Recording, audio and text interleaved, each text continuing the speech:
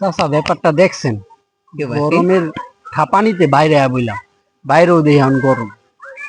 কথা বাইকটা ইয়ারে গরম আমগো আমল ছিল বাইকটা গরম ফোন মানি তো তোমার একটা গপ গপ হইলো আইলতে 60-70 বছর আগের কথা হইব আমগো আমল চাচা এমন ইবাইগা গরম পড়তো না চাচা আই সর্বনাশ, এ এক সেকেন্ডে একটা গাছ মনে করে ফুলে দিত আই সর্বনাশ, কি বা না গরম আসিল কথা চিন্তা করো আইসক্রিমের ফুলাইনে এই গরম সহ্য হওয়ার পারে না আই সর্বনাশ গরম ছিল ওই টাইমে।